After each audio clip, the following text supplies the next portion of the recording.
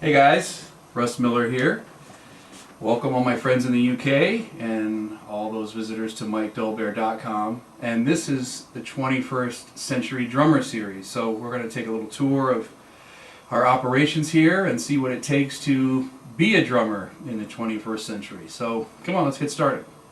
Okay, so first things first. This is the studio that we just came into, and it's called RMI Studios, and we do most of our work here.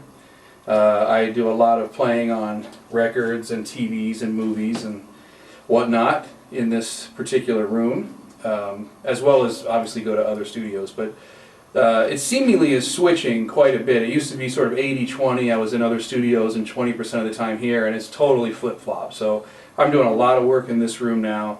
Everything from major motion pictures to a lot of TV work and a lot of record recording. And of course we do all of my solo projects here as well.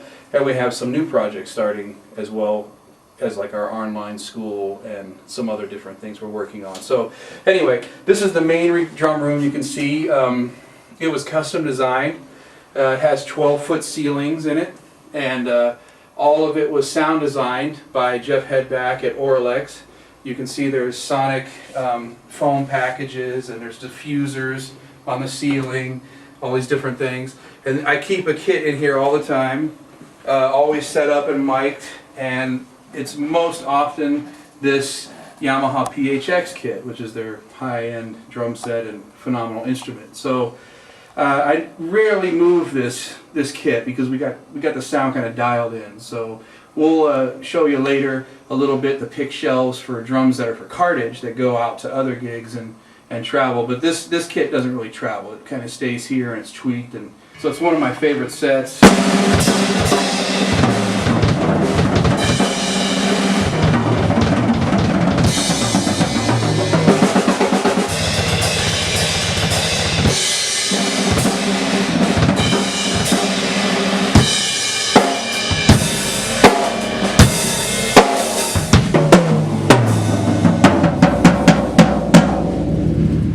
So killing drum kit, and I'm very familiar with how to get it to sound like something in this room. So one of the other things that we're doing, and you can see we've got cameras mounted on the ceilings, we've got cameras mounted up here on front and a bunch of different lighting.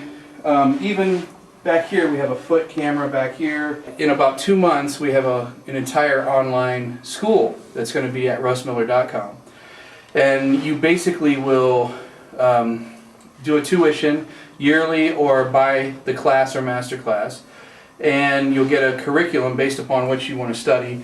And we've shot just about 60 different classes and master classes in varying music styles and concepts, and taking a lot of questions from people about what to work on the school. And you'll sign in, get your curriculum, and literally go through all the courses right online. And it's really really affordable.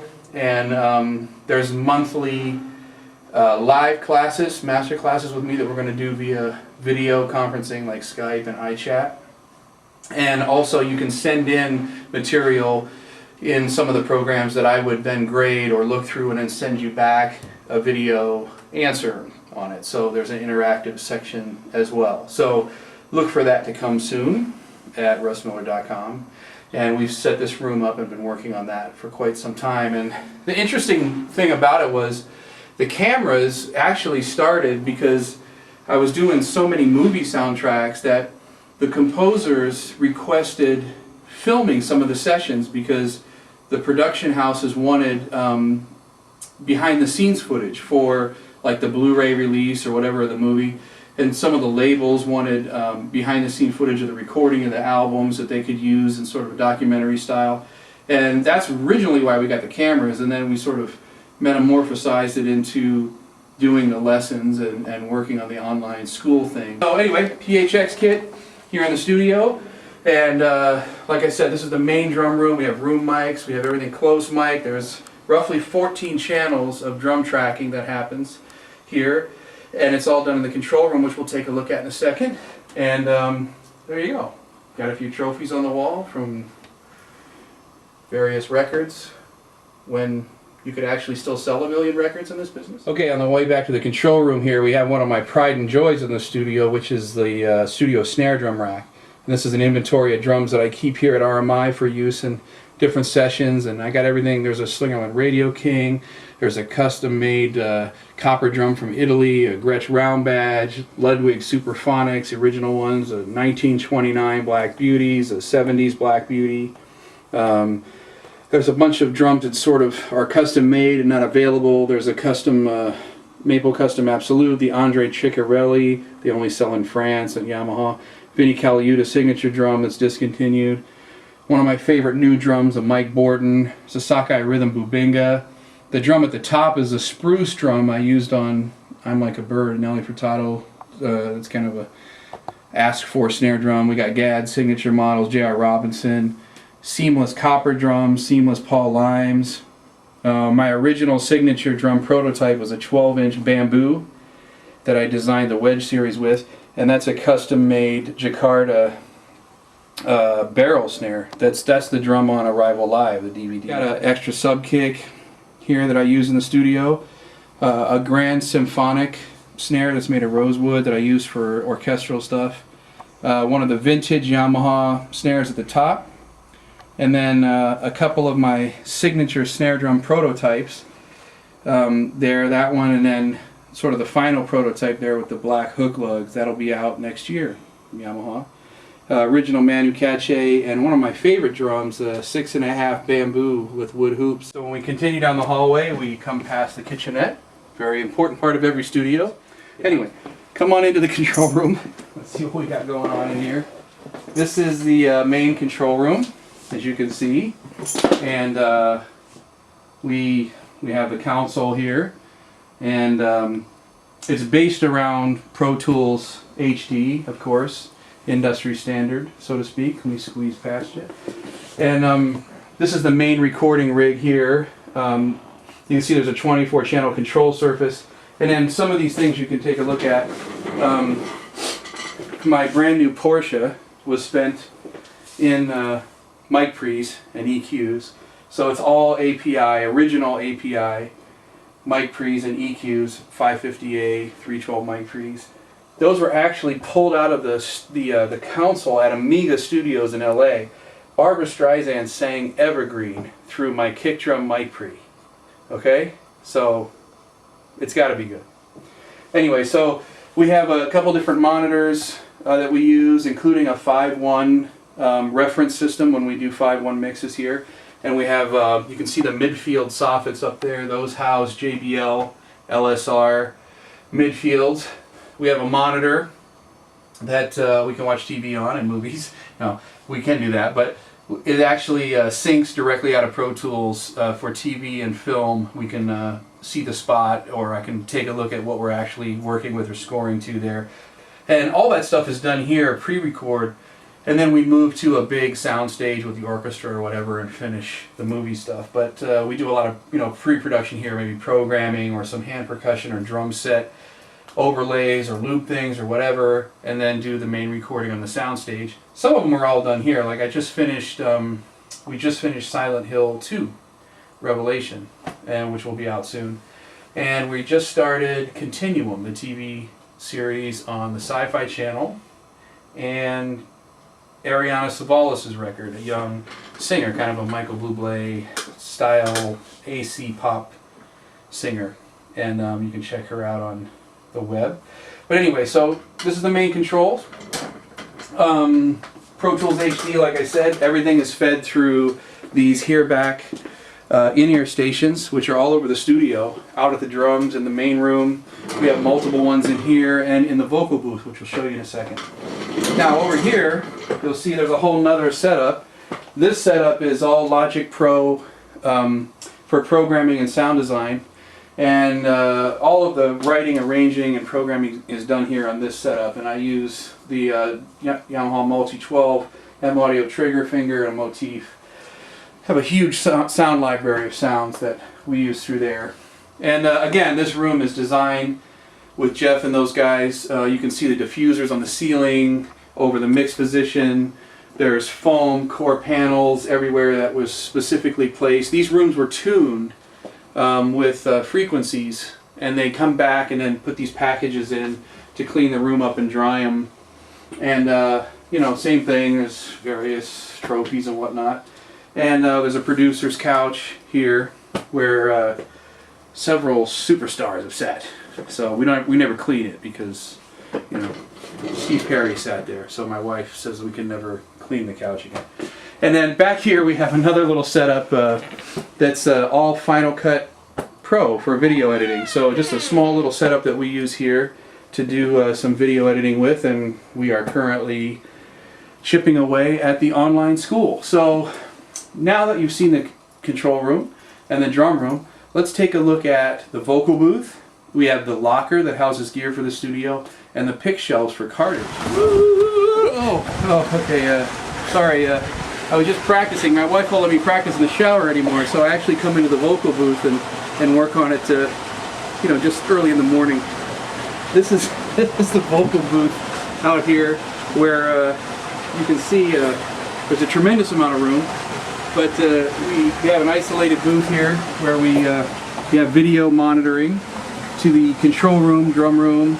So those monitors that are in the control room, they can see here. You see a little camera up there, or you can see them for cues or whatnot, and it works pretty good. The other thing is that we have upright bass out here, and saxophone and various other things. There's a hear back system like in the rest of the studio, and it's all been sound designed, and we even got internet connection. And look at this, internet in the vocal booth. RMI is cutting edge, babe, cutting edge. Okay, let's take a look at the drum locker where we keep some of the other gear that we use here on site.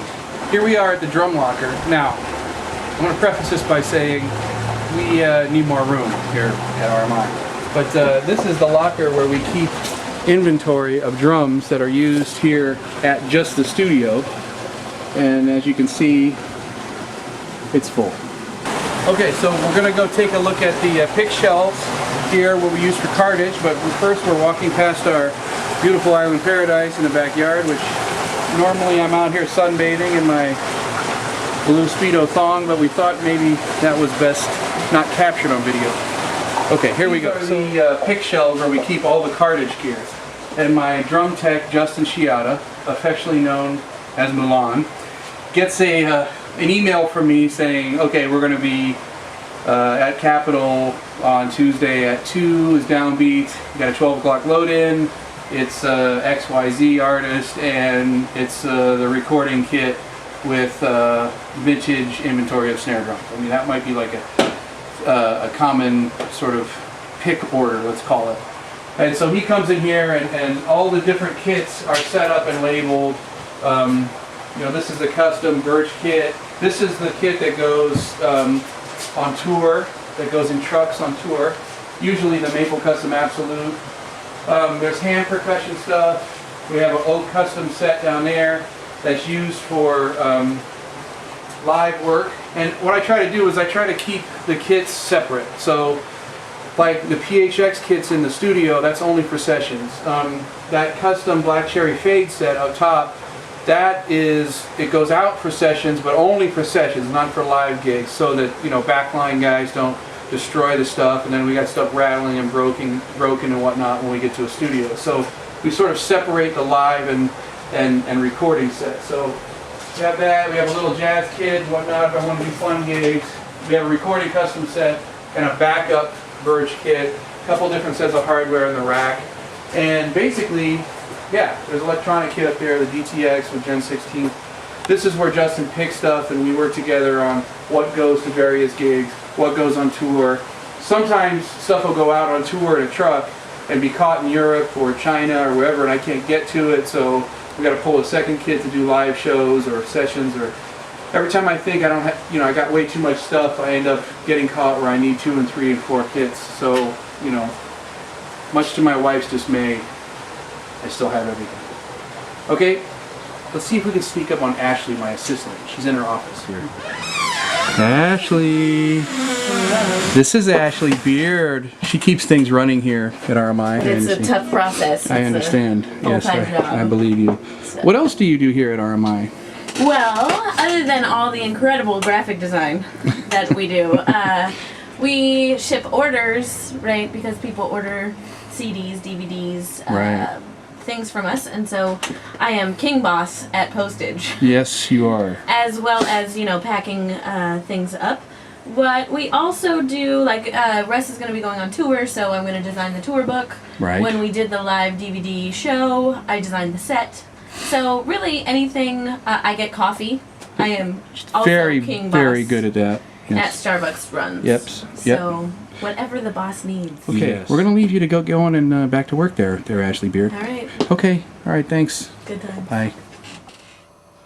All right, thanks for joining me here at MikeDolbear.com. I got to get back to it. Justin's picking up drums for American Idol today. Got to get back to my TV show, and you got to get out of here. So thanks for joining me. We'll see you guys in the UK real soon.